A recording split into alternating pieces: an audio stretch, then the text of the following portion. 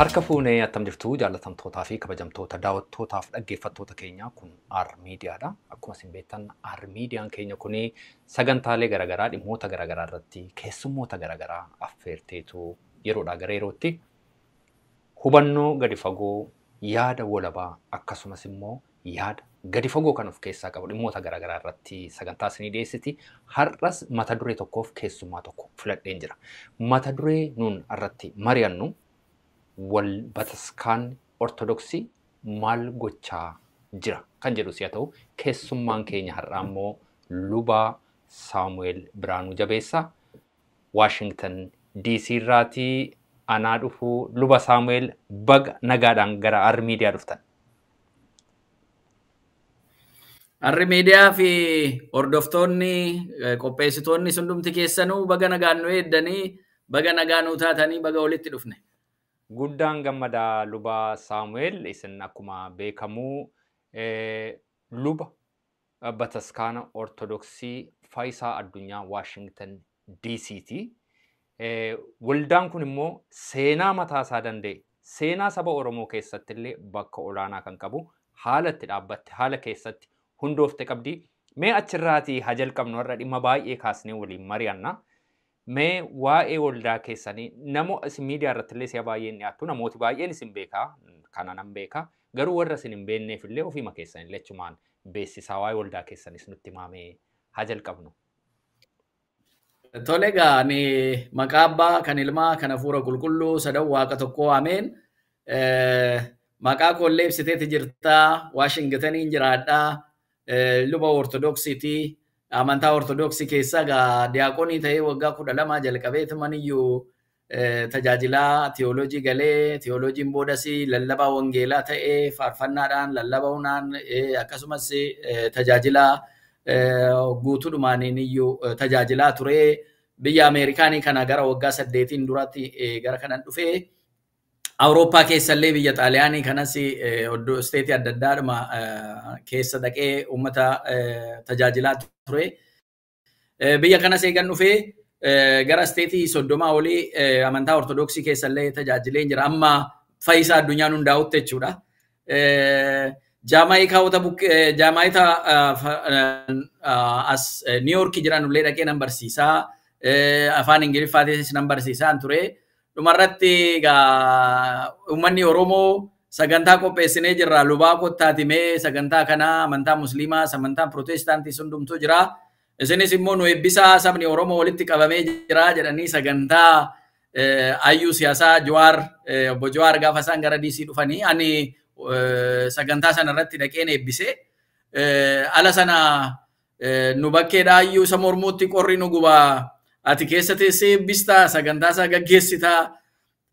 Kanaafuu akka bataskaana keenya hin dhufne yoo dhufte nageenya keetiifis nageenya bataskaana keenyaatiifis balaa ta'a jechuudhaan teekistiidhaan akka bataskaana hin dhufne na daangessanii ala sana uummanni Oromoo bakka jiru dhaga'eeti jira. Birmatees jira. Gargaarsa guddaa naa godheeti jira. Aamilee guddaanatti horee jira. Dhugaa Rabbiitii fi sabni koo na gammachiisee jira. Waaqayyo ammayyuu saba koo naaf gammachiisu bakka jirutti uummata koo hamaarraa naaf eegu. Akkan kophaa hin taane badiin kun akka seeraaf heera hin qabaanne madaalliidhuma etiksii yookaan safuu Oromootiinis haa ta'uu professionaaliinis haa ta'uu fudhatamin akka hin qabaanne wanti kun sirrii waan akka hin taane uummatatti addunyaatti ibsinee isumarraan egaa manni kiristaanaa Faayisaa Addunyaa yeroo jalqabaaf taabonni Oromoo mana kiristaanaa Faayisaa Addunyaa jedhamee Holy Savior Ingiliffaan jedhu Madaaniyaalem jedhu jargeeziidhaan yaalem madaaniiti jedhama afaan Amaariffaatiin afaan Oromootiin Faayisaa Addunyaa jedhama. Taabota Faayisaa Addunyaa amantaa ortodoksiitiin abbootiin keenya phaaphaasonni addunyaan gatii dhaga'eef taabota nullee nu fidanii jalqabaaf akka seenaatti Oromoo ortodoksiin inni jalqabaa Waashingtan DC irratti dhuma bara 2019 akka biyya Ameerikaanii kanatti akka Awurooppaatti jechuudha hundeeffamee jechuudha. Ala hundeeffama kana Oromoon isuma dur ijoollummaadhaa jalqabee ittiin beennu alamanni amantaa tokko hojjetamu hundumtuu yoo mukaan ijaarama ta'e naannoo jiru muka baattatee kukkutee fidee darbatee deemee waliin ijaara. Yoo dhagaan ijaarama ta'e dhagaa naannoo qabu fideetu birmatee ijaaree buusee deema. Akkuma sanayyuu seenaadhuma sanaan mana kiristaanaa Fayyisaa Addunyaa bu'uura isaa uummanni Oromoo Islaama hin jenne, Protestaantii hin jenne, Ortodoksii hin jenne isuma safuu Oromoo sanaan walitti birmatee bataskaanni kun nu hundaa'ee kun amma waggaa 3 guunnee jirra. Galata Waaqayyoo afaan keenyaan tajaajilamnaa. Uummanni keenya haala gammachuu qabuun uffata aadaa isaa uffatee eenyummaa isaatti boonee amantaa isaas immoo eeggatee waaqatti waliin kadhachaa jirra. Egaa asirra geenyee jirra. Waaqaaf galanna ta'u waan guddaa ta'e uummata keenyaaf galata guddaa qaban. Kun dhuguma nan yaadadha. Walii dirmannaan akka kanaa Oromoo gidduu jira. Fakkeenya guddaa kan ta'u ture yeroo sanaa. Egaa waldaan keessan haala sana keessatti hundaa'e amma miseensota baay'ee amantoota baay'ee dhufaa jechuudha waldaa keessan. Sirriidha. Baay'ee jajjabaannee nu duwwaati isteeta biraa irratti illee Oromoon bakka jirutti illee hundumtuu gammachuudhaan wal jajjabeessinee haala sirriidhaan uummanni eenyummaa isaaf amantaa isaa akkamitti akka gaggeeffatu turning point yookaan jijjiirama ce'umsa guddaa uummata keenyatti uumee jira. Finfinnee keessatti fi naannoo Finfinneetti illee waldaa Fayyisaa Addunyaa wajjiniin walitti qabamanu 20 caalaatu iyyuu hundeeffamee jira jechuudha. Waan gaarii ta'e. Kun wanta guddaa waan namatti tolu. Amma waldooti hundeeffaman kunoo attam walitti dhufeenyi gidduu keessan jiru, hariiroon gidduu keessan jiru attami. Bataskaanni Fayyisaa Addunyaa Washington DC jirtu kun walitti dhufeenya attamii qabdi waldoota Oromoo yookaan bataskaanota Oromoo iddoo biraa jiranii wajjin.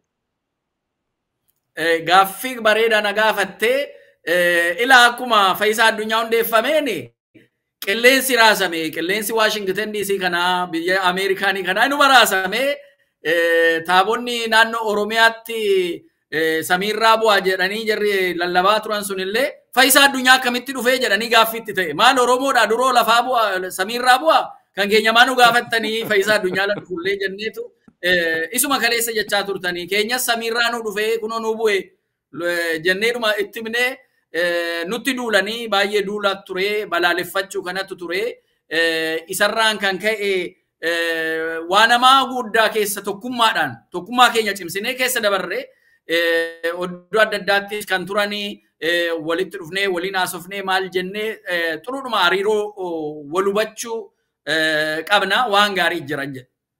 Kun baay'ee namatti tolame waa'ee taabotii samiirraa bu'uu naa kaastan amma isa gara teellaatti gaaffii ofiisaa danda'e godheen isin gaafachuuf adeema luba Saamu'eel.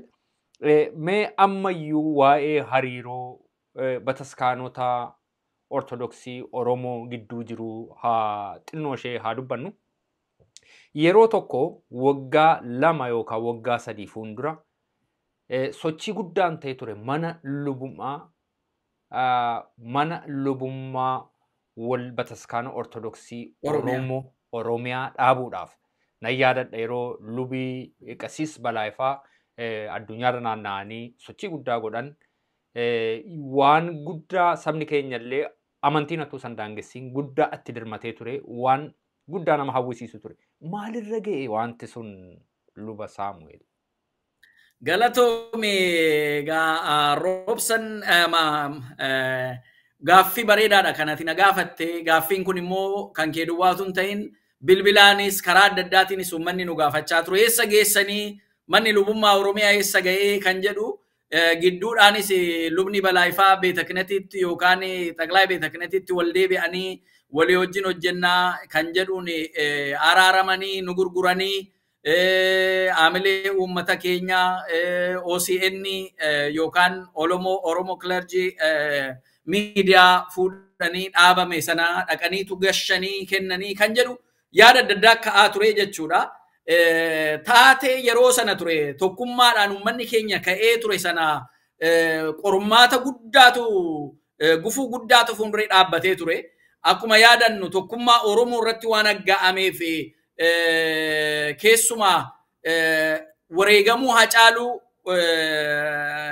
nama qaalii Oromoo artistii duwwaa miti nama hayyuu Oromoo guddaa wareegamuu Hacaaluudhaan walitti qabatee hayyoonni keenya ciccimoon mana hidhaatti galuun qabatee isaan booda immoo waraanni biyya keessatti ka'uu qabatee waanuma mirgaa gaafachuu miti oolanii buluunuu gaaffii ta'ee ture biyya keessa jara jiran nutti jechuudha. Rakkoo baay'eetu uumamee ture.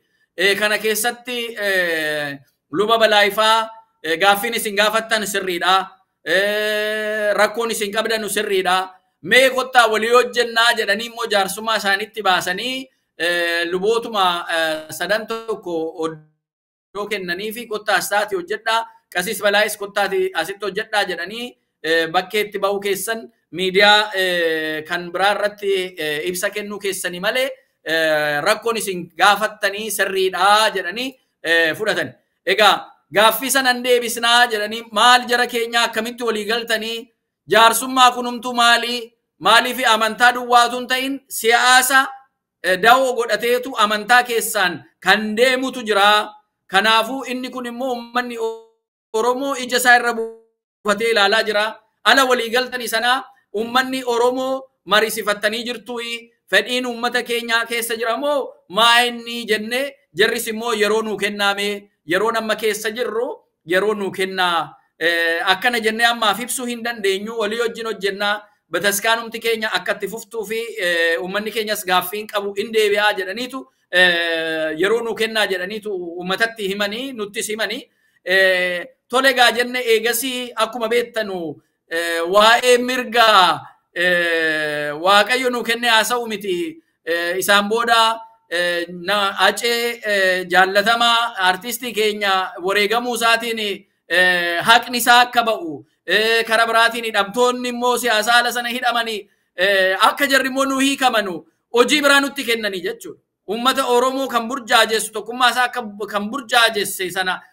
koovidiin kunis hin dhufee koovidii kanarraanis kan ka'e egaa biyya keessatti rakkoon sun ala dhufu amantaan qaba kan jettee sammuu tasgabbaa'aadhaan kan waaqa kadhachuu dandeessu yoo biyyi kee nagaa ta'e yoo uummanni kee nagaa ta'e biyyi kee yoo jige yoo uummanni kee nagaan qabaanne atis rakkoo uummata keetii quuqamta waan jararratti ta'uutiyyuu sitti mul'ata.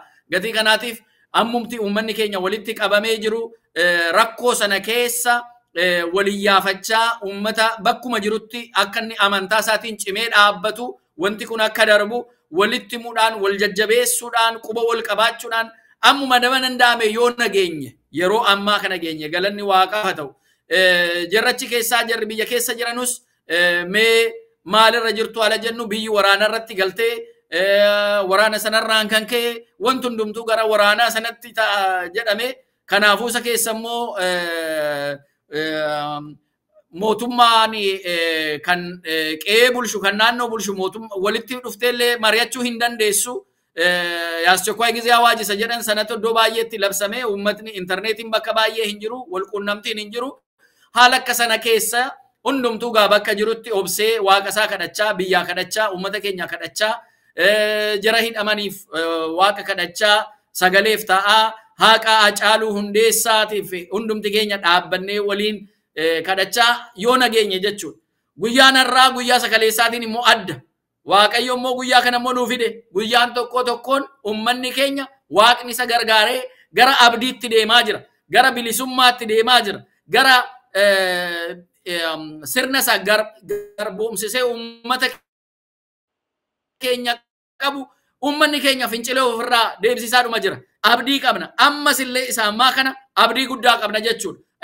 Wal hubannaa, wal ilaallaa amma ta'eetti jarri biyya keessaa egaa haalli jarritti nu jalaa xinnoosee boodatti jedhanii waan fakkaatu jiraachuu danda'a. Kana malee paappaasii isaan taabota nu eebbisanii fayyisaa addunyaa nu ergan keessaa ala nu abaaramnu yookaan immoo balaaleffamamnu lakkii jarri kun sirriidhaa balaaleffatamuu hin qabanu namoota maqaa paappaasiitiin ganda tokkorraa walitti dhufee naannoo tokkorraa walitti dhufeetiyyuu jara balaaleffate malee jarri gaaffiin isaanii sirriidha jedhanii paappaasota Abuna Mikaa'el sadan keessa isaan tokko Abuna Mikaa'el nu jala gidduu kana boqotanii Dabra Libaanoositti illee owwaalamanii eebbi isaanii hunda keenyarra bulu gadda guddaan nutti dhaga'ame. Phaaphaasiin qubaan lakkaa'amu qabnu keessaallee ala rakkoo sana nu wajjin dhaabbatanii ani Oromoodha jedhanii uummata Oromoo wajjin dhaabbatanii isaan tokko egaa kun akka kana kan biraa Minisootaatti taabonni haaraan achitti tulluu Araaraa akka galu taasifamee seera eeggatee deemee Phaaphaasii Abuna Yewusxaaxiyoos seera eeganii Sinodoositti ayyamsiisanii eegachitti gashanii booda jarri ammas finxaaleeyyiin kan koo malee afaan koo malee seera koo malee ana jaju malee anatu biyya hundeesse jarri jedhan walitti bataskaana da'oo godhatanii Phaaphaasii dhumti kunuu gatii amantaa Ortodoksii afaan Oromootiin bataskaana tokko hundeessaniif nutti illee akka Minisootaatti illee dhufne jedhanii labsee irratti baasanii uummata walii irratti kakaasanii walga'iidhaaf akka Finfinnee dhaqanii namallee Finfinnee dhuma jiru. Deebi'anii illee Minisootaatti illee dhufne. Haasa'uu hin dandeenye uummanni Oromoo. Kanaafuu afaan ofiitiin waaqeffachuun mirga naamummaarraa kan madde seera uumamaarraa kan madde yommuu ta'ee jiru aadaa ofii eeggachuun kun seeruma waaqaa kan ta'e mirgi namaa lafarra jirullee kan mirkaneessa yommuu ta'ee jiru amantaa garuu jarri kaan da'oo godhatanii isa ammaa kana kunoo Phaaphaasiidhuma Sinodoosii ayyamsiisanii seera guuttatanii Minisootaatti taabotallee afaan Oromootiin uummata Oromootiif galchan illee balaaleffachuudhaan nutti hin dhufin jechuudhaan haala akka kanaa keessa jirama isa ammaa kana egaa inuma didu malee keessaa uummanni keenya sirriitti hubachaa wal quba qabaachaa jirraa jechuudha. Yaa amma gaaffiin isinii kaasee gaaffii sochii waa'ee mana lubummaa Oromiyaa hundeessuu lubii Balaayifaa Qasiis Balaayifaa dura bu'ummaadhaan biyya keessaati hamma biyya alaatti sochii cimaa gochaa Oromoon immoo daangaa amantiidhaa fi naannoo atuu san daangessiin irratti hirmaachaa kan tureef abdiin eeggachaa kan ture kanarra ga'e sanarra ga'e waan jedhamu tokkotu hin jiraatiin achumaan jijim jedhamee taa'ee kun immoo gaaffii baay'ee kaasee namniyyuu nu gaafataa jira karaa garaagaraa jettanii kaastanii jirtu kanaafi kun waan dhaabbateen qabu itti fufee jira naan jechaa jirtu amma luba Saamu'eel.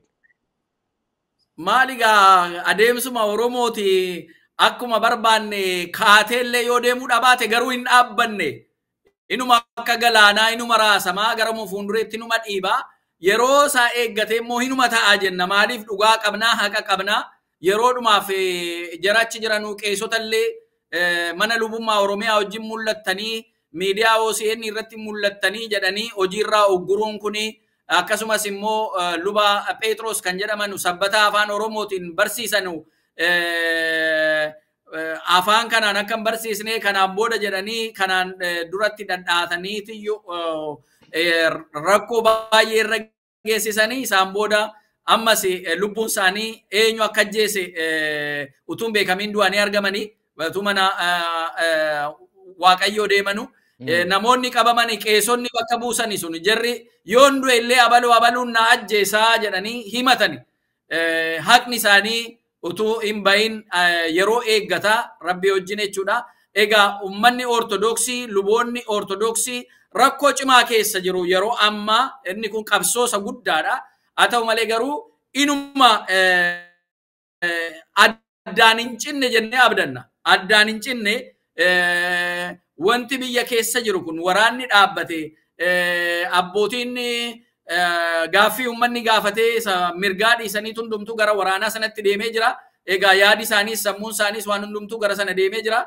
Alachirraa deebi'u gaaffii uummataa ilaalu jennee abdanna. Abbootiin keenyas uummata keenyas tokkummaa isaa cimsee ammas deebi'ee gaafataa jennee abdanna. Egaati atti fufee jira gaaf tokko immoo bakka ga'aa jennee abdanna gaa luba Saamu'eel baay'ee gaariidha. Mee amma immoo waa'ee taateewwan bataskaan Ortodoksiitiin ammaan kana gidduu kana yeroo tan darban kana keessa miidiyaa hawaasummaarra baay'ee afarsamaa jiru tokko tokko kaasna. Amma yeroo darbe waldaan Ortodoksii alaabaa ofii isheetii qabdii kan jedhamu tokkotu as ba'ee dhufe. Kun amantii keessan keessatti bataskaana keessan keessatti attamitti ilaalama kuni yoo hin qabaatte ta'e eenyu kan sana murteessu alaabaa sana maali waa'ee kana amantiin keessan kan inni jedhu? Tole Alaabaan mallattoodha. Amantaan kan Kiristoos nu kiristaanaa maqaa Kiristoosiin kiristaana jedhamnee waamamne mallattoon mana kiristaanaa fannoo gooftaa keenyaa Yesuus Kiristoosidha kun. Manni amantaa Ortodoksiin kiristinnaan yuuniversaalidha. Kan ga'ee tokko yookaan kan naannoo tokkoo miti. Kan addunyaa hundumaati. Kiristinnaan jechuun amantaan kiristinnaa. Alaabaa immoo mallattoo alaabaa immoo ala jennu mallattoo uummanni tokko ofii isaatiif biyyi tokko ofii isaatiif karaa barbaadeen kanatu bakka na bu'aa jedhee waliigalee mirkaneeffatee mul'isuu danda'a. Akkuma kanaan egaa biyyi keenya alaabaa kanatu bakka na bu'aa kan jettu akka biyyaatti akka siyaasaatti kan Itoophiyaa bakka bu'u of danda'e jira. Inni kun immoo ala mootummootiin dhufanii darbanu hin jijjiirama. Ortodoksiin alaabaa tokko kophaatti ofiiseetiif hin qabdu. Fannoo Kiristoosidha mallattoon bataskaana keenyaa jechuudha. Yeroo baay'ee alaabaa isaa magarsuu keelloodhaaf diimaan kuni kan keenya jedhanii fudhatu. Yeroo ammaa alaabaan kun eessatti hojjeta yoo jenne naannoo Amaaraa keessatti hojjeta. Amantaan Ortodoksii immoo kan naannoo Amaaraa miti. Tigraay keessa jalqaba kiristinnaan kan dhufe karaa Aksum Tsiyoonii gara sanaani. Isa booda babal'ateetu gara Oromiyaas gara Kibbaas akkuma jiruun babal'atee dhufe. Alaabaan akka biyyaatti Ortodoksii duwwaa miti kan murteessu. Uummatatu murteessaa kan siyaasaatiin hin murteeffatanni. Kan amma jiru alaabaan Itoophiyaa bakka bu'ee jiru magarsuu keelloof diimaa gidduu irratti mallattoo qabudha. Inni amma gara naannoo Amaaraatti gaggeeffamaa jiru sun kana barbaannaa jedhani. Barbaachuu mirga isaaniiti naannoo isaaniitti. Naannoo Oromiyaatti yookaan iddoo biraatti Itoophiyaa bakka bu'ee kan deemu. Yoo barbaachisaa ta'e biyya bakka bu'uudhaaf mallattoo isa gidduudhaa qabu sana. Bara duraanii leencatu fannoo qabatee achirra dhaabbataa ture alaabaa sanarra. Isaan booda dargiin gaafa dhufu maacidii madooshaa jedheetti yoo irra kaawwate. Waan biraa walakkaa kaawwate. Alammoo mallasaan dhufe irra kookaba irra kaawwate. Amma wanaa abu'us aba'uunis uummata murteeffatas. Kan bataskaanaa garuu silaa fannoodha malee mallattoon akka biyyaatti immoo waan biyyi murteeffatee biyyi qabatee deemu malee kophaatti kan isa kanaa jechuu hin dandeessi. Mallattoon kana miti. Inni kun murtii siyaasaa barbaada. Gatii kana addaan baasuun barbaachisaadha. Taabota Kiristoos hin lallabdu jedhee namni naannoo Oromiyaatti naannoo Saawuzii yookaan Kibbatti namni wareegame hin jiru. Amma yeroo baay'ee waa'ee alaabaa kana. Inni kun immoo kan siyaasaati addaan ba'uu qaba. Kanaafuu inni kan maaramiitu mudhiitti ni dhataa ture jedhanii kan haasa'anu jiru. Wanta akkanaan jiru. Giftiin keenya maaramii mudhiidhatti turte aadaa naannoo uummataati malee iseen waggaa 15tti gooftaa keenya Yesuus Kiristoos ilma isee kan godhatte. Mudhiidhachuudhumaafuu waan geessee miti haala sanatti. Kanaafuu wanta hin taane inni kaan immoo samii irratti mul'ate samii irratti iddoo ammaa alaabaan samii irratti ni mul'atu kalara 7 qaba. Kalara guutuu hundumaa qaba. In jaallannaa inni kuni alaabaa biyya keenyaa ture yoo uummataa wajjin alaabaa kana fayyadamnu jechuun waan biraadha. Al tokko isa waaqarratti mul'ate al tokko immoo maaramii mudhiitti hidhate al tokko immoo sakana inni jedhamu garuu kijiba. Kijibaan deemuun immoo hin danda'amu. Alaabaa kana jalatti immoo uummanni ilaalcha adda addaa qaba. Inni kaan isa kanan barbaada isa kana wajjin hin du'aala jedhu inni kaan immoo isa kana jalattiyyuu akaakilee abaabileen koo du'anii isa kana arguun barbaadu alan isa kana argu miidhama abbootii kootiin natti mul'ataa kan jedhus immoo jira. Inni kun araara siyaasaa kan barbaadu murtii siyaasaa kan barbaadu malee amantaa wajjin walitti kan fidu hin jiru. Isa kana tomma rakkoo fidaa jira. Kan addaan baasnee sirriitti hubachuun barbaachisaadha. Deebii gahaadha kan isin laattan luba Saamu'eel. Amma immoo waan yeroo baay'ee bataskaanaa Ortodoksii keessaati dubbatamu tokkoon isin gaafadha. Sila waan tokko naa kaastanii turtan lubaa Saamu'eel. Yeroo waldaan keessan bataskaanni Faayisaa Addunyaa Waashingtan DC'tti yeroo dhaabbatu taabota eessaa fiddanii nuun jennaan akkuma isiniif waaqarraa nuu bu'ee jenne jettanii natti himtan bifa baacootiin. Amma si'a baay'ee kana seriously taabotatu waaqarraa addanatti bu'e jedhanii yeroo isaan lafa Oromoo bakka baay'eetti baroota darban kana keessumaa miidiyaa irratti lakkoofsa yeroo hin qabneef taajjabneerra agarreerra dhageenyeerra jedhameetu naannoon sun dallaatatti ijaaramaa isa booddee bataskaan ortodoksii ta'a. Taaboti kun dhuguma waaqarraatii bu'a. Yoo bu'e immoo maaliif lafa Oromoo duwwaatti bu'a? Bakka biraatti bu'ee beekaa fakkeenyaaf biyya Faranjii Waashingtan DC faa lafa siin jiraattanitti meesa kana nutti himame. Egaa addunyaa hunda kanarraa filateedhuma naannoo Oromiyaatti bu'ee nuun jedhu dhugaa. Inuma dhageenya. Hin bu'aayii ala jennu hin bu'u. Wanti bu'u hin jiru. Duraan tsillaat yookaan immoo taabota kana Museedhaaf Waaqayyo abboommii ajaja isaa 10 kenneefi seenaa mataa isaa danda'e qaba. Isa booda Museen tulluu Siinaa sanarraa fuudhee ala bu'u uummatatiyyuu waaqa harkaan hojjetame sagadaasaa jiru argeetu itti gaddee darbateetu taabota sanaan isa jarri waaqeffatan sana caccabsee jala balleesse.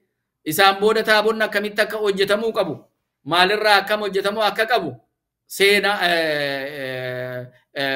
haala isaa sana Waaqayyotti ibsee jechuudha. Isaan booda sirna Ortodoksii keessatti haalli taabonni ittiin qophaa'u bataskaan haalli ittiin ijaaramtu hundeeffamtu seera mataa isaa danda'e qaba. Bataskaana tokko ijaaruudhaaf nama meeqatu achitti argamuu qaba? Abbaa warraa meeqaa, nama meeqatu itti tajaajilamaa, akkamitti murteeffamaa, maal kan jedhu seera mataa isaa danda'e qaba. Garuu akkuma amma sila jedhame addunyaanis argaa jiru naannoo Amaaraa keessatti hin bu'u taabonni kuni, naannoo Tigraay keessattis hin bu'u, naannoo uummata keenya garraamii kana keessatti taabonni bu'a. Kanuma himuun isaanii waan guddaadha. Uummanni keenya garraamii gati ta'ee fi waaqni isa jaallata karaa biraatiin. Haa ta'u malee immoo garuu inni sobaaf inni kijibaa akkana deemsifamu kun sirreeffamuu qaba.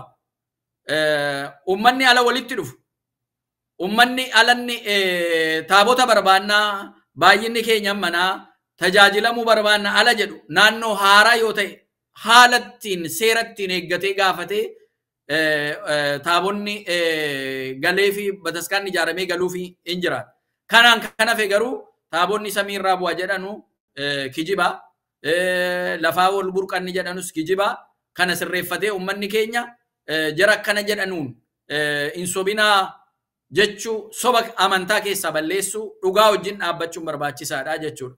Karaa biraatiin kanumaan wal qabatee ala qubeen afaan Oromoo babal'atee ijoolleen qubeedhaan faarfachaa afaan Oromootiin faarfachaa deemtu taabonni deemuu didee jedhu. Achi immoo maaliif ala jedhamu qubeen biyya amma badutti afaan kun biyya amma badutti deemuu didee jedhanii taabota dhaabbisanii magaala Amboo keessatti sirriidhumatti kan uummanni beeku nu illee kan itti gaafatamne namni illee ragaa ba'e wanta akkanaallee kan adeemsisanii turanii. Egaa kunis soba waan sobaa waan uummata keenya aadaa isaa eenyummaa isaa tuffachiisu karaa amantiin ala fidanu kun uummanni keenya gabaasee itti himachuu danda'a. Discriminationiidha himachuu danda'a jechuudha.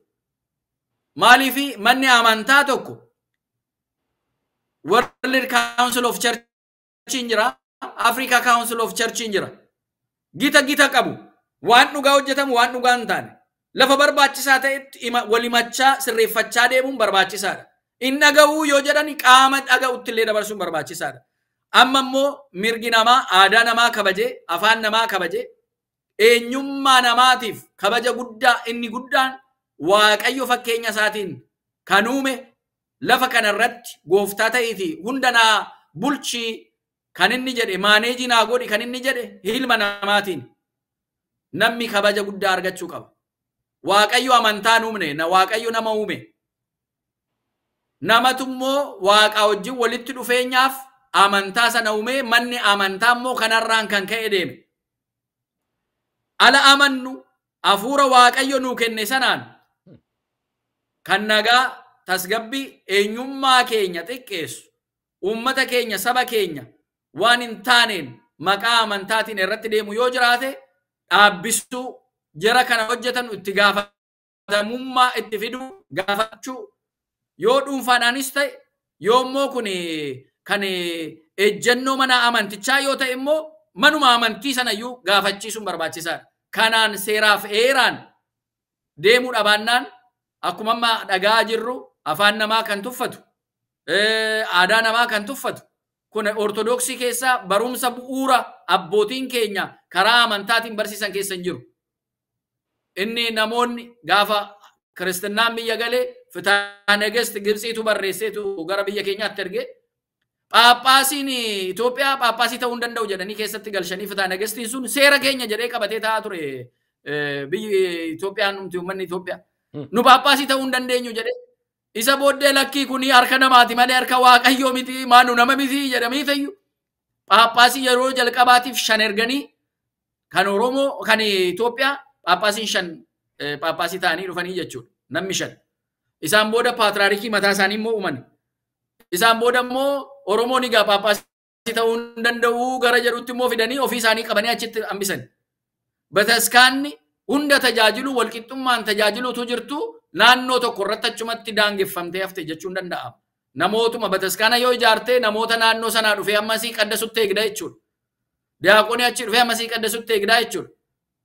Inni kun ikoonomiidhaafis hojii uummachuudhaafis uummata ofiitiifis faayidaa jara kaanii kennee ta'a. Kenneeras immoo soban qabu. Uummata keenya tajaajileeraa inni jedhu immoo gaaffii guddaadha jechuudha.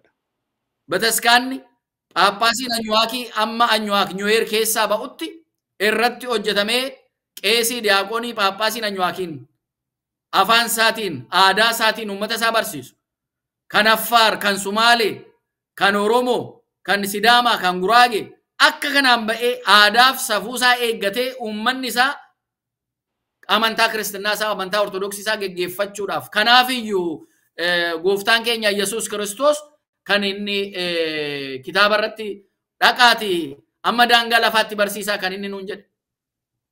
Kana ta'uu dhabaannaan yuunivarsaal kan taate amantaan ortodoksii dhattee kan naannoo Amaaraa duwwaa ta'uu tafaa jirti jechuudha.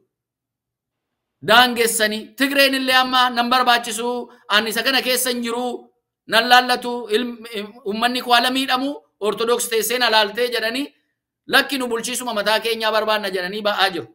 Ilaala. Manni Oromoon kan isaa gaafate mana lubummaa Oromiyaa sila na gaafatte bulchiisa qabnaa, seenaa qabnaa, aadaa qabnaa. Seenaan Itoophiyaa keessatti karaa seenaatiin alalaalamnu nu keessa hin jirru. Seenaa mataa keenyaa qabnaa, aadaas mataa keenyaa qabnaa. Sirna mataa keenyaa qabnaati. Akkana na bulshannu amantaa ortodoksii kana bulchiisa isaa amantaan kan abbaati. Bulchiisa isaa garuu nageenya keenyas nageenya Oromiyaas nageenya uummata keenyaas eegsifannee wal kabajnee akka ittiin jiraannutti mana lubummaa Oromiyaa nu eeyyamaa jedhee gaafatee jira. Waggaa 3 jijjiiramni dhufe isa deebisuu mannaa waraanatti biyyattiin isin galte kunoo akka kanaan iyyuu deebiin hin deebine malee kuni kan Waaqayyo jedhu afaan hundumaatiin naqaa tajaajilaa jedha. Afaan Oromootiin, afaan Anyuwaakii, afaan Nyuweerii, afaan Ingilizii, afaan Ispaanishii, afaan hundumaatiin yuunivarsaal kan taate bataskaana babal'isuun afaaniin malee aadaa namaa kan arrabsan, nama kan xiqqeessanii ilaalan, garaagarummaa namaa discrimination kun wanjala guddaadha. Eeyyamaa amantiyyuu irraa haqsiisuu danda'a. Biyya Ameerikaanii kanatti gaafa tajaajiltu fundamental law isuma bu'uura keessa jiru.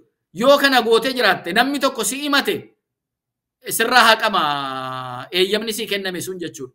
Biyya keessatti wanti ta'aa jiru seera addunyaas kan cabse, seera biyyaas kan cabse, seera waaqaas kan cabse yoo ta'e uummanni keenya ala ta'u akka kanatti ala mul'atu hundumti keenya waliin dhaabbannee kana sirreessuu qabna. Kun biyya balleessaa amantaa balleessa malee hin fayyadu jechuudha. Kun baay'ee qabxii guddaadha kan isin kaastan. Yoo dogoggorri tokko amantii keessatti dhalate sadarkaa irratti wal gaafatantu jira jettan. Sadarkaa biyyaatti ta'u sadarkaa Afrikaatti Africa Church Council, World Church Council kan jedhamutu jijjiraa caasaa isaa eeggatee amma sadarkaa sanaatti illee walimachuun hin danda'ama kan jedhe kaastan. sana ilaalchisee qaamni kana duukaa bu'ee ilaa asitti waan sobaatu ta'aa jira. Taabotii waaqarraa gadi hin bu'e jedhanii ittiin lafa saamuuf adeemaa jiru. Sagalee Waaqayyoo keessatti afaan namaa kan jibbisiisu afaan kanaa yoo ta'e malee taabotii hin socho'u kan jedhu hin jiru garuu ilaa afaan namaa tuffachuu barbaadanii kana godhani kun dogoggoraa jedhamee sochiin ta'e jira himachuudhaaf seeraa ala ta'uusaa qaama isa laallatu tokkotti beeksisuudhaaf wanti ta'aa jiru sochiin ta'aa jiru yaadi ta'aa jiru jira luba Saamu'eel. Galatoomi gaaffii xuruu nu gaafatte ani gaafani narratti uummata koo gidduutti argamee afaan kootiin aadaa kootiin saba koo gidduutti argamee balaaleffannaan sun narratti ga'ee anarratti dhaabbatu kanaan booda wanta akkanaa akka hin uumamne jedhee tanin of baasee uummata irratti hime. Maaliif? Wanti kun namoota biraa wal fakkaataa irratti namoota adda addaa irratti ta'ee jira. Uummanni Oromoo wal duukaa dhaabbate. Anillee dookumentii adda addaa qopheessinee World Church Councilittis, Africa Church Councilittis waan ta'aa jiru kana qopheeffannee deemuudhaaf waan barbaachisu qabanneetu ture. Isa kana gidduudhaan araara jedhaniitu luba Balaayifaa koree mana lubummaa Oromiyaa wajjin hojjenna jedhanii ofitti siman. Amma inni kun gaaffii guddaa uume jechuudha. Maalirra jirra? Ajuma sana immoo waraana keessa gale. Isa mirga qabnu sana isa abbootii gadaallee bakka buusanii abbootii gadaa keessaa amantaa ortodoksii illee kan hordofanu jiru. Abbootii gadaa ayyoota keenya dhaqanii sinodoosii gaafatan sana afaan keenya mana lubummaa Oromiyaa nuuf hundeeffamuu akka kanaan tajaajilamnu jedhanii dhiyeessan sana. Isa kana hunda walitti qabnee allama sadii jara gaafannee dinnaan egaa addunyaan nuuf baruu jennee deemuuf turre. Egaa biyyi waraana keessa galtee ayyoonni keenyas inni kaan inni hidhamee inni kaan biyyaa baqatee Oromiyaan akkuma kana biyyattiin akkuma guututti waraana keessa galtee as shokkaa gizee hawaas jedhamee yeroo akkanaa immoo waan mirgaa gaafachuu hin dandeessu iyyuu waanuma socho'uu dandeessu hin jiru. Nu immoo asii kophaatti waan sochoonu miti. Wantichi wal qabatee waan biyya keessatti walii wajjin deemuudha. Mirga gatii ta'eedhaaf. Kanaafuu kan Oromoo rabbi jira bulullee inuma hititaa deema malee waan badaa deemu waan baqu waan badu miti kan qabnee jirru. Waan eenyummaa wajjin jiru waan hititaa deemu waan deebiisaa ulfaataa deemu Waaqayyo sinuuf argu addunyaan sinuuf dhaga'u isa kanaaf immoo ittuma deemnaa jennee haala akka kanaatiin utuu jirruuti wanti sun taanaan xinnoo see boodatti jennee inafu garuu ammas jechuudha. Inafu ammas kun akkuma dhageessu aadaa ofiitii fi nageenya Oromiyaa jeequudhaaf alaabaa naannoo Oromiyaas kan hin taane alaabaa biyya Itoophiyaas bakka hin buune yeroo ayyaanni ba'u qabatanii deemanii jeequmsa uumuudhaan nan gaddaa namoonni lubbuu amma ba'utti illee ga'uudhaan geessisuudhaan humnaan namarratti fe'uun waan mul'atu kana dhaabbachuu qabaa. Namoota ximqata kanatti illee wareegamantu jiru. Lubbuu isaanii darbuu isaatiin nan gaddaa akka nama tokkotti hin gaddina. Lubbuun eenyuyyuu ba'uu hin qabu. Ayyaana Waaqayyoo ala kabajnu. Kanafetti garuu namoonni ayyaana mana amantaa da'oo godhatanii siyaasa isaanii ittiin gaggeessuuf deeman itti gaafatamuu qabu yoomiyyuu jechuudha. Mallattoon masqalaas ximqataas ala ta'u fannoo Kiristoos ta'uu qaba mallattoonsa. Yoo akka biyya ammoo biyya leellisnee kaasne ammoo ala jenne maqaa biyyaa kaasne alaabaa biyyaa isa mallattoo walakkaadhaa qabu sana qabatee deemuu qaba malee alaabaan inni amma kan Bataskaanaa jedhame isa naannoo Amaaraa sanaati bakka nun bu'u jedhee jira. Uummanni keenya immoo siyaasaan qaroomee jira yeroo ammaa gowwomsuu hin danda'amu. Kanaaf inni kun uummanni saddaan baasee jara kana godhullee gaafachiisuu barbaachisaadha jechuudha. Itti gaafatamummaa qabaachuu fudhachuu qabu. Mirgallee yoo qabaatan abbaan barbaade waan barbaade mirga qabaala jedhamu mirga sakaanii immoo dhiibaa akka jarri deemanu eeyyamuu hin qabu jechuudha. Biyyuma kana keessattis kan jiru kana. Katii kanaatiif inni kun uummata kan walitti buusu nagaa kan walitti hin finne aadaa adda addaa afaan adda addaa uummata haasa'u gidduutti kan haalli ittiin bullu haalli safuu qabnan Oromoon safuu qaba. Amantaan mana tokko keessa 4-5 jiraachuu danda'a. Abbaan dhalchellee dirqamsiisee ilma isaa amantaa kana fudhadhuun jedhuun Oromoon kanaan guddate. Bilisummaa sammuutiin kana qaba. Kanaafuu inni dhiibbaadhaan namarratti amantaa fe'uudhaaf dhufamu kuni uummata keenya kan fayyadu miti. Kanaafuu akka aadaa isaaf akka eenyummaa isaatti manni lubummaa Oromiyaa hundeeffamee amantaa qabu sana uummanni ofii isaatiin ofiif gaggeessachuu qaba. Qeesaa eeggachaa, nageenya biyya isaa eeggachaa, nageenya uummata isaa eeggachaa ittiin deemuu qaba malee amantaadhaan walitti buusuudhaan naannoo Oromiyaa diiguudhaaf jeequu inni deemamu kun sirrii miti. Kana uummanni keenya dammaqee amantaa kootu qabee utuu hin ta'in eenyummaa isaa eeggatee amantaa isaa eeggatee jara kana jeequmsa uumuudhaaf dhufanu of keessaa saaxilee baasuu qaba. Itti gaafatamuu qabu jedha. Dubbii guddaadha kan isin amma dubbatan luba Saamu'eel. Sila kan isin jettan keessaa tokko waldaa dhumti bataskaadhuma tokkittii duwwaatu qofaasayyuu dhimma guddaa kana duukaa bu'ee advokeetii godhallee miti. Wal qabachuu tokkummaa uumuutu barbaachisa. Waldootni ortodoksii bataskaanotni ortodoksii Oromoo lafa jiranii harka wal qabatanii rakkina jiru kanarratti furmaata barbaachuudhaaf waa jechuu qabu. Achirrayyuu cee amantaaleen manneetiin amantaa Oromoo garagaraa lafa isaanitti dubbiinsaa biyya kan ilaallatu saba kan ilaallatu waan ta'eef yeroo isaanitti harka wal qabatanii waliin dubbii kana fuuldura dhaabbatan rakkina kana fuuldura dhaabbatan illee hin jiraata. Kanaaf immoo Oromoo Interface Council kan jedhamu baroo waggaa muraasa fuuldura dhaabbatee isiniyyuu keessa jirtu sochii akkasiin gochaa jirtan nan beeka. Amma gaa rakkinni waldaa kana keessaatii maddu bataskaan ortodoksii keessaatii maddu baay'ee babal'achaa jira. Namooti baay'een amma sodaa isaanii yeroo ibsanii biyya keenya keessatti walitti bu'iinsi amantii yoo dhufeef kan fiduuf kan sababa ta'u bataskaan ortodoksiitii jedhanii qabu. Sababiin isaa amma murni tokko bataskaana sana keessaatii yeroo hundumaa waa'ee waraanaa, yeroo hundumaa waa'ee nama ajjeesuu, waa'ee humnaan waa qabachuu lafaa ka'ee ilaa kun kan kooti jechuu. Amma yeroo darbee waltajjii masqalaa kan kooti kun ristii keenyaa jedhan. Boriftaan immoo kaanii maal akka isaan kan kooti jedhanii kileem godhan hin beeknu.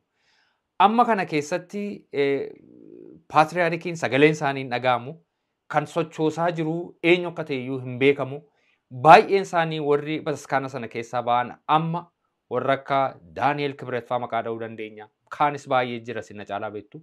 Baay'een isaanii dura bu'ummaadhaan lubbuu badaa jiruuf waraana deemaa jiruuf warratti gaafatamanidha. Mee kana keessatti yaadi keessan maali? Bataskaanni ortodoksii maalitti jirti? Galatoomi dhugumatti amantaan namni addunyaarraa hojiidhaan dadhabee sammuunsaa waan adda addaatiin dadhabee dhufee lafatti boqota argatee nagaa itti argatee ayyaana isaatiin araaramee ayyaana waaqayyootiin araaramee itti deemu malee lafa jeequmsaa miti manni amantaa. Kiristinnaan jarri ba'aan isinitti ulfaate kottaa ba'aa buufadhaa isinirraan buusaa isa kan kootii isa ba'aa salphaa ta'e jaalalan isin baachisaa nuun jedha Kiristoos. Isa kana bu'uurri yoomiyyuu yoo ta'e hojii namaatiin utuu hin ta'in kitaaba qulqulluu Waaqayyo nuu kenneedhaan madaaluu qabna. Kitaaba Waaqayyo nuu kenneen wanti deemaa jiru kuni sirriidha moo sirrii miti jennee madaaluu qabna. Kitaaba kana keessatti walqixxummaa namaatu jira. Kitaaba kana keessatti isa cubbamaaf isa qulqulluutu jira. Kitaaba kana keessatti hojii nama amantaan cimeef hojii amantaadhaan nama hin cimneetu jira. Isa kana keessatti Waaqa ilaalla. Waaqni hunda dandeessiseetu isa kaanii isa gaariifis isa cubbuu hojjetuufis isa dadhabaa isa cimaadhaafis aduu kana sirriidhumatti hundaa baasa. Bataskaanni lafa uummata namni bakka jirutti isa abdii kuteef abdii ooruudhaaf isa seerrii feerri jalaa jallate seeraa feeratu jalaa jallate jechuudhaaf isa haaqaa utuun qabaatiin dabaanii dhame hiiksisuudhaaf isa du'e dhugaa isaatiif falmuudhaaf isa abbaa irree isa irree hin qabaanne irratti akka inni ciminaan hin dhaabbanne isallee hin balleessine isaa falmuudhaaf iyyuu waaqarraa adaraa jedhamtee jirti. Bakka buutuu Waaqayyooti manni amantaa. Bataskaanni Waaqayyoo bakka bu'oota mana hiyyeessaati. Yeroo ammaa garuu kana ta'aa jira inni jedhu gaaffii hunda keenyaati. Maaltu da'aa jira? Tibbannu mallee dhiyootti kan argine nama hidhamu jedhanii uffata bataskaanaa uffatanii fannoo akka kootii kanaa qabatanii namni nuuf hidhamu abaluun nu fayyadamu jedhanii dhaabbatanii as Washington DC illee kan falmaa turan. Mootummaan jijjiiramni abbaa irreerraa ba'ee jijjiiramni dhufee ala jennee nagaan bu'ee biyya keessatti gaa kanaan booda diimokiraasiidha teenyaas ofna ala jennu መንግስት ምን መንግስት ነው ካላሰረ እነ ከሌ መታሰር አለባቸው እነ ከሌ ጀደኒ ወራነቲ ከኒ ዲበኒ ወራኒ ኩን ሉ ከራከሚ ነከ ዱፌ ኤኙ ተከፊደለ ነው ይላል ፈጎነቂን ኢሳማ ከነ ወራኒ ዳባቹ ቀባ መሪዳን ሂካ ጀዴ አዱኛን ብየ ኬኛ ረት አልሜቀ ወልቲ ቀበሜ ጀረ ኬኛ መሪዳን ሂካ ኢሲን ዋይ ኬሰን ግዱት እንገሉ አለጀዱ qeesonni keenya eenyu kan nagaa jaallachaa jiru amma jarri sammuudha keessaa nama keessaa badanutti lafarraa miti yaadi isaanii sammuu keessaa namaan akka irraanfatamu akka badutti hojjenna jedhani Daani'eel Kibrat fa'a akkuma sila dhagas nama waaqayyoon uume jarri siyaasaallee kanan jedhanu maaliif siyaasni humnaan wal waraananii isa booda immoo ta'aniitu araaramanii harka walitti mari'atanii araaramanii walii wajjin hojjetu jarri siyaasaallee jarri amantaa sanyii daguggaa lafarratti Daani'eel Kibrat gareensa miilli isaa tokko beeta mangistii tokko immoo beeta kinetii keessa dhaabbise afaan oromootiin akka hin tajaajilamne sabaaf sablammii afaan isaatiin akka wangeelan babal'isne kan gufuu ta'anii waggaa baay'eedhaaf eenyummaa isaanii amantaa naxalaatti guuggatanii dargiin kan leenjisee ala sana waraana dargiitii fi qophaanii utuu jarri leenjisamaniin baay'inni dargiin jalaa kufee biyya gadhiisee baanaan achumaan jarri maabara qidusaan jedhaniitu sayyamatanii ta'an. Isaan akka sanaan alaabaa tokkoon kanaan uummata lakki alaabaa kana malee hin ta'uu jedhanii afaan tokko afaan kana malee hin ta'u jedhanii miliyoona 20 ol amantaa ortodoksii keessa naannoo Oromiyaa keessaallee kan dhabne uummata keenya. Mana isaa keessaa qeesaa keessaa baasisanii mana waaqayyoo keessaa baasisanii hojiin isaanii maal akka ta'e immoo gaafa arginu amma sammuu namaa keessaa dugugamanii baduu qabu jara jedhanudha. Jarri kun uummanni sirriitti hubachuu qaba. Nama amantaaf nama siyaasaa sirriitti hubachuu qaba. Jara akka kanaati lafa barbaadanitti amantaa ortodoksii keessaa akka bishaan nama daakuu lafa barbaadan naqanii daaku. Sirratti duulu. Sirratti nama kakaasu. Jarri akka kanaa addunyaan isa amma ilaalee xuruutti saaxileera amantaa da'oo godhatanii jara deeman jara akka kana amma immoo biyyi keenya gara diimokiraasiitti yoo deemte sabaaf sablammiin mirgi isaanii kabajamee fi amantaan hundumtuu walqixxummaan kabajamee fi yoo deemte amma waraana kaastee miti siisoo mangistii turte mootummaan amantaan ortodoksii miti silaa siisoo mangistii jechuun harka sadii keessaa harka tokko qabdii turte seera keessatti barreeffamee የኢትዮጵያ ሃይማኖት የኦርቶዶክስ ሃይማኖት የኢትዮጵያ ሃይማኖት መንግስት ሃይማኖት ነው ጀላሜ በረፈሜ ቱሬ ፍታ ነገስቲ ሰና ከሰተ ማጀጅራሜራ ማሊፊ ስርነ ዲሞክራሲ ዲን አለ ደሙ እንሱን ስርነ ንጉሳ ቱሬ ሙርቴ ፈቴ ደሜራ አለ ሰነ ለፈየደመኒ አፍሪካ ወሊንጋው ሂንደንደኝ አኝዋኪ ከሳ በሩማ ሞቱማ አርከሰዲ ከሳ ተቆጥራን ለ ጳጳሲ ተቆባሱ እንደንደኝ datte Beenishaangulii keessaa paappaasii tokko Beenishaangulii aadaa fi afaan isaanii danda'u keessaa paappaasii tokko baasuu hin dandeenye. Affaar Sumaalee yoo datte Oromillee sabni guddaan kun paappaasii qubaan lakkaa'amu dhiyoo argate. Wangeela babal'isuu hojiin taanaan halkanii guyyaa kan rafiitii na dhowwu boqota na dhowwu waa'ee mana waaqayyootii jedha miti qulqullu Phaawulos. Abbootiin keenya Sinodoosiin ummata beela'ee jiraa jedhee sila halkanii guyyaa irratti hojjechuu qabaa ture. Isa ammaa kana kitaaba qulqulluu afaan Oromootiin hin qabnu jara keenya. Hin qabnu afaan Oromootiin. Itoophiyaa Baayibel Asooseeshinii jira. Oromoo walitti dhufee Baayibel Asooseeshinii dhaabbachuudha. Kitaaba beelofnee jirraa ala jedhamu isa ammaa kanallee kitaabni afaan Oromootiin hin jiru. Amantiin kiristaanaa walitti dhufee jira. Abbootiin jarri biyyaas jarri alaas amantaa kiristaanaa afaan ofiitti kitaaba qulqulluu jijjiirrachuu qabna. Hunda uummata bira ga'uu qaba. Kana kan jalqabani kan waggaa 100 dura kan jalqaban jiru. Garuu kan afaan Amaariffaatiin barreeffame duwwaatu uummata bira ga'a. Isa kana keessatti jirra afaan guddifatu, aadaa guddifatu. Aadaa fi afaan kan abbaati. Nu wangeela kiristaanaa dhaban bal'isuu kan qabnu malee amantaa keenya malee Aadaadhaaf jennee yookaan afaaniif jennee miti kan kiristaana taane. Amaaraa ta'uudhaaf miti kan kiristaana taane. Aadaa qaba hundumtu, afaan qaba hundumtu, aadaas afaansaa eeggachuun mirguma kiristaanaadhaa dhufeera. Kanaaf akkuma masila jettee akka sabara durii waraana kaasnaa nuyi baay'ee uummata nu wajjin deemu jira nu dhagaa nuyi uummata kakaasnaa inni jedhu kun fudhatamina hin qabu. Yaada mo'atamaadha. Waaqayyo keessa hin jiru. Fedhii waaqaa miti. Manni waaqayyoo mana haqa qabeessaa, mana dhugaa qabeessaadha. Maal nuun jedhan Waashingtan DC kanatti እነዚህ እምነት የላቸውም በአንድ ሌሊት ብዙም ቢሆኑ ራሱ ሬሳ በሬሳ እግዚአብሔር ያደርጋቸዋል ጀደ በርሲሳን ተኮ አደባባይ ሚዲያቲ ገዲበ ቤተሰብ ሚዲያቲ ገዲበ አሱመት ኦሮሞ ወጣና ከነጀ ለኪ ዲሳ ወራና ጀረ ኬኛ አንበርባችሱ ጀነ ዋቀዮ ገሩ ወራና ጀርቲ ቆጳን ሰነ ቄሳኒት ዴቢሴ ኢሳ አማሰነ ቄሳኒት ኑነመት ነማፍ ዋን ናኖን ካባ ማለከተ አጅሩ ነርግን ኢሳ አማ ከነ mina qabeenya keenya manca'ee lubbuu mata keenya dhume maaloo jedhanii ishi tole dhaabbatu waraanni immoo ala jedhamu in dhaabbatu ittuma fufuu qabaa jedhanii immoo kana farsanu jedhu kuni namoota amantaa miti addaan baasu durumaanu aadaa garee tokkootu bataskaana keessa galee jira afaan garee tokko duwwaa taasa'ama oromoo manatti afaan oromoo haasa'ee aadaa isaa uffatee ara bataskaana galu garuu afaan isaa jijjiirrata maal afaan oromoon dhaga'u waaqayyo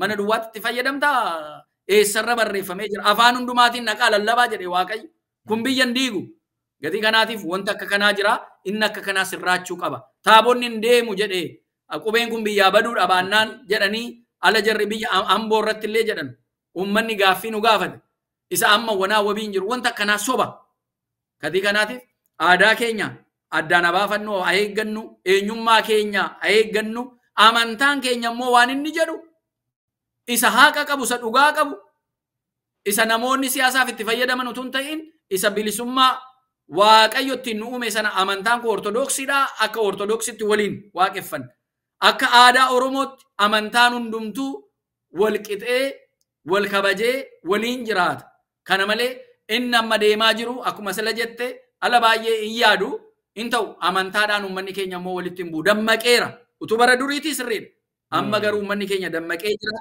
kanaafuu jirra amantaa ortodoksii jirtanii maskiida isintu eeguu qabaa muslimaa isin eeguu kan qabdan isini kanuma keessa naannoo oromiyaa keessa jiru isinuma eeggata jechuudha hunduma maskiida isa ta'u kan protestaantii kan kaatolikii kan ortodoksii qabeenyuma keessanii kan uummata keessaniiti nageenya sana kan eeggachuu qabu isin achi keessatti immoo waan ta'u kan uummata keenya tokkummaa isaa diigu kan booressu aadaa keenya kan tuffachiisu eenyummaa keenya kan tuffachiisu yoo ta'e himachuu dandeessu mana murtiitti illee bataskaana sanas haa ta'u qaama sanas haa ta'u himachuu dandeessu amma addunyaatti deeman discriminationiin waan amantaadhaaf eeyyama kenname kan irraa fuuchisiisuudha jechuudha kanaafuu isa kanaan amma daanga'utti illee deemuu danda'a jechuudha.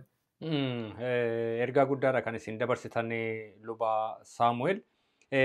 Dhimmoota gurguddaa baay'ee kaasnee har'a egaa gara fuulduraattis akkuma kana walagarree akka dhimmoota garaagaraa amantii ilaallatan saba keenya hawaasa ilaallatu irratti maree akka goonu abdii guddaan qaba. Garuu atuu maree keenya har'aan xumuriin fuulduraa mee dhaamsa isin saba keenyaaf dabarsuu barbaaddan yoo jiraate carraa isaan isinii kenna keessumaa amantoota Oromoo bataskaana ortodoksii deeman duuka buutota amantii ortodoksii kan ta'aniif dhaamsa gabaabaa isin qabdan maali kanaan xumurru? Galatooma egaa mee dhaamsi inni guddaan amantaa ortodoksii keessa kan jirru hundumti keenya haa cimnu. Amantaan ortodoksii amantaa jaalalaati. Amantaa firee hafuurawwaa ittiin baasnudha. Amantaa ortodoksii ta'uu jechuun immoo oromummaa kee irraanfachuu miti. Uummata kee irraanfachuu dagachuu miti. Aadaa kee dagachuu miti. Isa alagaan siyaasa akka isaa tolu aadaa kee gadi qabee eenyummaa kee gadi qabee seenaa kee akka naasofne afaan kee akka naasofne ittiin deemsisu itti bari isa siyaasaa karaa siyaasaatiin deebii argachuu danda'u karaa mana amantaatiin garuu ortodoksiin waaqatu nu kennee waaqarraa fudhanneeti jirraa amantaa ortodoksitti amannaa amantaa ortodoksii keenya alayyaaneffanne aadaa keenyaanis afaan keenyaanis boonneetu itti fayyadamneetu afaan Ispaanishii afaan Ingilizii afaan kan biraa addunyaarra jirus akkuma fayyadamnu afaan Oromoo keenya ittiin dagaagsina. Kanaaf karaa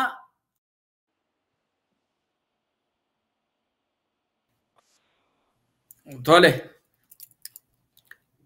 amantaa ortodoksii keessatti kitaabni afaan Oromootiin akka babarreeffamu halkanii guyyaa irratti hojjechuu qabna. Tokkoffaa. Lammaffoo seenaa amantaa ortodoksii naannoo Oromiyaa keessa jiru ittiin babarreessuun nurraa eegama. Isa kaabaa duwwaa miti. Isa kan Tigraay duwwaa miti. Seenaa naannoo Oromiyaa keessa bataskaana jiru. Eenyufaat akka ijaare, akkamitti akka ijaaran, jarri amantaan ciccimoo ta'anii akkamitti amma wareegamanutti. Taaddasaa Birruun nama amantaa ortodoksii akkam jaallatudha. Akkamitti wareegame. Biyya isaa jaallata, amantaa isaa jaallata. Sinkisaar inni jedhamuyyuu namoota akka kana Sinkisaariyeem jedhama. Namoota amantaadhaan ciccimoo fakkeenya ta'anu biyya isaaniifis amantaa isaaniitiifis quuqamanu seenaa isaaniif barreeffamee ta'a.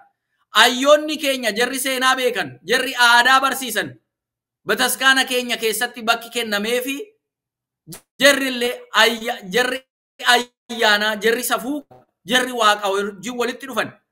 Bakka qabaachuun dhiibamanii ba'uutuun ta'in bakka ulfinaa qabaachuu qabu. Maaliif raajonni jarri duraanii lafarratti tuffataman namni yoo tuffate illee ilaa jedhanii waggaa akkanaa waan akkanaa ta'a, waggaa akkanaa waan akkanaa ta'a jedhanii kan ragaa ba'an ragan. Namoonni ayyaanni Waaqayyoo irra bulu. Har'a ayyaana Waaqayyoo Oromoon amantaansaa Waaqayyoo amantaa iyyuu hin qabu kan jedhamu arrabsanutti ga'u. Argine jara amantaa hin qabaanne maal akka ta'an. Afaaniin amantaa qabu malee laphee isaanii ayyaanni isaanii amantaa akka hin qabaanne argaa jirra. Jara keenya amantaan jara kaanii walii wajjiniin tokko kanaafuu jara wajjin dhaabbannaa jettanii eegdanii waraanna la dhufu. Tigree fi Amaarri amantaan isaanii tokko, aadaan isaanii wal fakkaataa ture. Walin dhiislee kunoo laa gaafa dhukoo irraa kaasan ala waraanni dhufu. Dubartii waggaa 80 nafin gudeedan ifaa jedhanii ijoollee abbaa duratti haadha manaa abbaa manaa duratti gudeedan jedhanii Oromoo dhaga'uudhumaaf illee namatti ulfaatu kana miidiyaa isaaniitti odeessu jara keenya. Amantaadhaan tokko gadi taaneef nu hambisuu jettanu sana dhiisaa. Akka saba tokkotti waliin dhaabbadhaa. Karaa amantaatiin jettanii qaawwaa uummata keessan gidduutti hin galshinaa. Akka saba tokkotti waliin dhaabbannu amantaa musliimaa, amantaa protestaantii, amantaa kiristaanaa waan barbaade abbaan amanatu kan abbaati amantaan. Biyyattiin keenya kan hunda keenyaati. Nagaa biyya keenyaa eeggachuun uummata keenya balaan akka irra hin geenye eeguun yeroo ammaa biyyattiin gara waraana keessa galtee ganaa garamitti akka deemtu iyyuu hin beekamne. Jarri meeshaa hidhattanii jirtan wadaraa gara kamiinuu meeshaa hidhadhaa uummata keessan eegaa. Walitti dhukaasina isinitti dhukaasuudhaaf achi gadi isinitti gangalachuudhaaf jiru. Wal quba qabaadhaa ayyoonni keenya edaraa dadhabneetu hin jedhin bu'aa qabdanii waan guddaa buustanii waan guddaa hojjettanii asiin uummata Oromoo geessistanii jirtanii ammallee yoollee walitti gadditanii jiraattan aduun utuu isinitti hin galin walitti kottaa tokko ala taanu diinachumaa raasamuusaa jalqaba. Waa tokkotu jechan jedhin tokkummaa keenya ala cibsinu diini lafa raasa. Sabni guddaan kun Waaqayyo kan jaallatu, Waaqayyo kan eebbise, kan Waaqayyo baay'ise Itoophiyaa miti gaanfa Afrikaatiif fakkeenya guddaa kan ta'u Waaqayyo ayyaana isaa kan irra buuseedha sabni keenya kun. Jara keenya amantaa keessan jarri ortodoksii gammadaati gaggeeffadhaa. Akkasumas immoo jarri musliimaas jarri protestaantii sagantaa isaanii ala gaggeeffatan gammadaa fi nama gammadu wajjin gammadaa jedha. Nama gaddu wajjin gaddaa jedha. Akkas irratti waan gadheen hin taane hawwitu ofirratti nama biraa irrattis immoo akkana nawwiinsiin jedha sagalee Waaqayyo. Jaalalaan ana wajjin jiraattu Waaqayyo si gargaara. Kanaaf edaraa siyaasa garaa barbaaddanii deemuu dandeessan. Kan barbaadan deeggartanii kan barbaadan mormuu dandeessan. Garuu eenyummaa keessan irratti adaraa, biyya keessan irratti adaraa, qe'ee keessan irratti adaraa, tokkummaa keessan wal hubachuudhaan isa hidhame iksifannee isa gaddee jiru wajjin jabeessinee isa dhukkubsate waliin gaafannee isa hin qabaanne waan qabnu irraa qoonnee fi kenninee isa deeggarsa keenya barbaadu waan dandeenyen deeggarsa goonee fi eenyummaa keenya mirkaneessuun barbaachisaadha. Isa kana gammachiisuudhaaf adda adda baanee qaawwaa yoo gashine egaa qaawwaa sanaan mana karaa qaawwaatiin qorri galuu dhanna guutuu akka dhukkubsachiisu karaa sanaan qorra akka nutti hin galle wal hubachaa adeemnu. Waaqayyo ummata kana wajjin jira. Waaqayyo nu wajjin jira. Argineerra ija keenya Waaqayyo saba kana wajjin jira. Sabni kun saba miidhameedha. Saba miidhaa beekuudha. Saba miidhaa nama irratti hin geessisneedha. Gatii beeka ta'eef nama kaan irratti illee hin geessisu.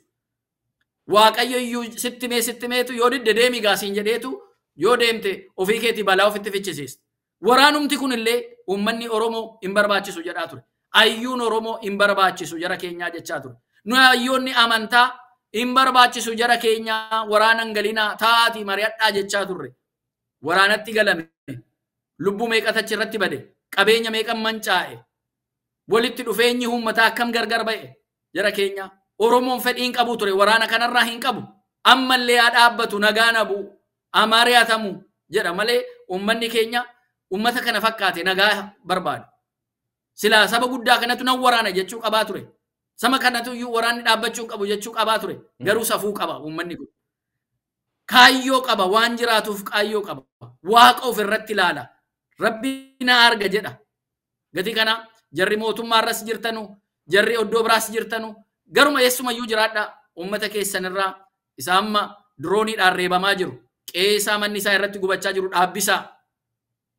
Isa meeshaadhaan walitti dhukaasamee amma wanaa qe'een Oromoo inni kaan ajjeefamaa inni kaan gubachaa inni kaan mana hidhaa amma 50 caalaa uummanni Oromoo dargaggoon Oromoo mana hidhaa jiru. Waliin taa'isifadhaa. Amma Tigraay keessa yoo dhattanii namni hidhame hin jiru. Hidhamaan hin jiru achi. Naannoo Amaaraa hidhamaan hin jiru. Walitti dhufaniitu jarri walii wajjin hojjechaa jiru. Jara keenya maal taane? Eenyuun gammachiisuudhaaf. Kanaafuu Waaqayyoon wajjin jira. Hin sodaatinaa namni Waaqayyoon qabate kufee hin kufu. Waaqayyo immoo fuulduree keenya ifa maaliyyuu yoo ta'e ajjeesanullee hidhanullee qaama hir'isanullee uummata kun uummata Waaqayyo eebbiseedha. Nama Waaqayyo eebbise immoo eebbisuu malee abaaruyyuu hin dandeessu. Waaqayyo ammas uummata keenya nuuf eebbisu nuuf eegu amaarraa gaachanni uummata keenyaa Waaqa.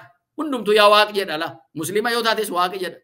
Protestaantii yoo taate maqaa dhumti Waaqaallee Oromoo keessatti amantaa gargariin illee waamte yaa Waaqa jetta. Nama gammachiisa kun. Inni kun kenna guddaadha. Kanaafuu kenna kanaa kenna eenyummaa keenya eeggannu Waaqayyo isa halkan tokkotti nazi koy xafaan loomnate laachoo nuun jedhe nurraa deebisee qe'ee jara nurratti badii awwanii sana jaruma irratti deebisee nu badii namaaf hin hawwinu waraana namaaf hin hawwinu garuu qe'ee keenya Waaqayyo nagaa nuuf godhu ummata keenya nagaa nuuf godhu yoo danda'ame immoo ummanni sun mari'atee tokkummaa isaa utuume gaariidha yoo mari'ate gaanfuma Afrikaa dhumattuu walitti dhufee yoo mari'ate dhimma hin qabnu garuu immoo akka eenyummaa keenyaatti akka saba keenyaatti akka Oromootti tokkummaa keenya cimsachuu qabna. Waaqayyo jaalala keessa jira. Amantaa keenya gaggeeffachaa al tokko horolri amantaa balleessuu maaloo balleessuuf jedhu amantaa kan balleessani jira. Ala uummanni miliyoonni 10 ol afaan koo dhaga'uun dadhabee aadaa koo uffachuun dadhabee as keessatti jedhee dhiisee deemu alatti iyyuu sana ala dhiisanii callisanii rafani ala sana biyya amantaa balleessani. Amma garuu haasofnee amantaa keenya dhuunfannee gaggeeffannee nagaadhaan jiraachuun barbaachisaadha. Kanuman jedha galatooma. Luba Saamu'eel Biraanuu Jabeessaa waldaa Bataskaana Ortodoksii Faayisaa Addunyaa Waashingtan DC irraati yeroo bal'aa nu laattanii dhimma barbaachisaa kanarratti mata duree Bataskaan Ortodoksii maalitti jirti jedhu irratti maree bal'aa waan nu waliin gootaniif maqaa dhaggeeffattoota Arri Miidiyaatiin guddaan isin galateeffadhaa galatoomaa. Galatoomaa isinillee jaallatamtootaa fi kabajamtoota daawwattoota keenyaa hamma ammaatti isa dhaggeeffachaa turtanitti guddaa akkasiin barumsa guddaa irraatii argattan nan amana. Egaa yeroo biraa immoo akkasuma sagantaa gara biraa mata duree gara biraa irratti keessummaa gara biraa isinii qabannee dhiyaanna hammasittuu yeroo eebbaa qabaadhaan jedha. Sagantaan kun akka nama baay'ee bira ga'uuf sheer godhaa yoo yaada qabaattan immoo koomentii jalatti nu barreessaa. YouTube chaanaalii keenya deemaatii subscribe godhaa wanta nuti asirratti qopheessinu battalaan akka inni isin bira ga'uuf sagantaan keenya irraa kanuma Eebbifamaa.